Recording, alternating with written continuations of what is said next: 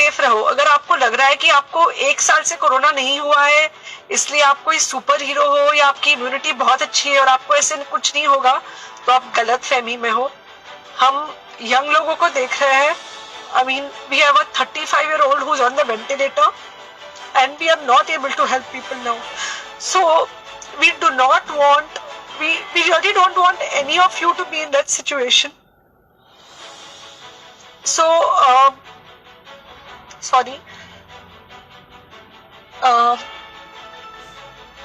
I think ये जो emotional breakdown है हम डॉक्टर्स में अब सबको कोई ना कोई समय हो रहा है, because we've not been so helpless. Okay, so most importantly, please take care of yourself. Right now COVID is everywhere around you.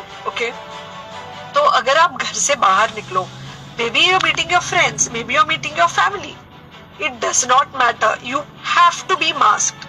Okay, just because आपको अभी 1 साल से कोरोना नहीं हुआ है या आपको पिछले साल कोरोना होकर जा चुका है, इसका मतलब ये नहीं है कि आपको वापस कोरोना नहीं हो सकता. You can still get COVID. तो please keep yourself very well masked at all times. अगर आप घर से बाहर निकल रहे हो तो घर के बाहर निकलो, मास्क होना चाहिए. मास्क सिर्फ इधर नहीं, मास्क पूरा नाक से पूरा यहाँ तक होना चाहिए. दूसरी बात, अगर आपको कुछ होता है, अगर आपको बुखार आता है या कुछ होता है, पैनिक मत होइए. Do not get unneeded investigations done. Get in touch with me obviously immediately. And most importantly, आपके जो फ्रेंड्स है या कोई भी है उनको बोलो पैनिक में होकर एडमिट ना हुए हॉस्पिटल में. फिलहाल जो सिचुएशन है वो ऐसी है कि बहुत सारे हॉस्पिटल्स में स्टेबल पेशेंट्स एडमिट हो रहे हैं और बहुत सारे लोग जिनको एक्चुअली ऑक्सीजन की जरूरत है उनके लिए हमारे पास बेड नहीं है. इनफैक्ट हम लोग घर में लोगों को ऑक्सीजन देके मैनेज करने की कोशिश कर रहे हैं और ये हमने पहले कभी नहीं किया है कि हम इतने सारे लोगों के लिए बेड्स ढूंढ रहे हैं, इतने सारे लोगों को घर में मैनेज करने की कोशिश कर रहे हैं. So please leave beds for people who actually need it, who have pneumonia, who need oxygen and who will need to be under very close medical care.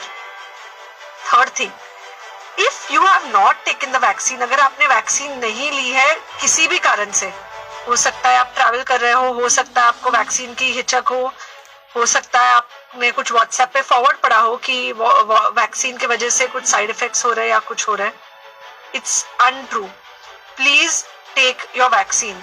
ये हमको डेफिनेट दिख रहा है कि जो लोगों के 2 वैक्सीन के शॉट्स होकर 2 हफ्ते हो चुके हैं उनमें डेफिनेटली हमको इन्फेक्शन, सीरियस इन्फेक्शंस कम दिख रहे हैं और हॉस्पिटलाइजेशन ना के बराबर है.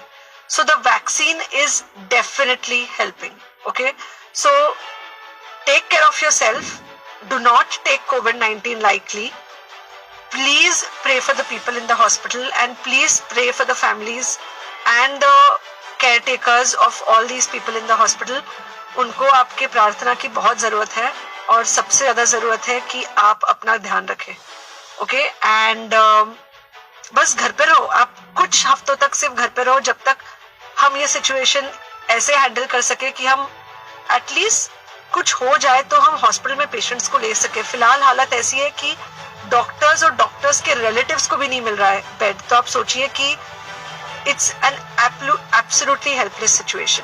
ओके, आई थिंक अगर हम सब इतना ध्यान रखेंगे we will definitely come through this second wave very well.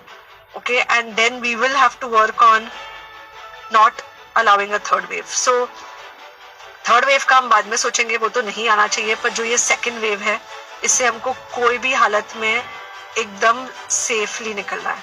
Okay, take care. I really love you.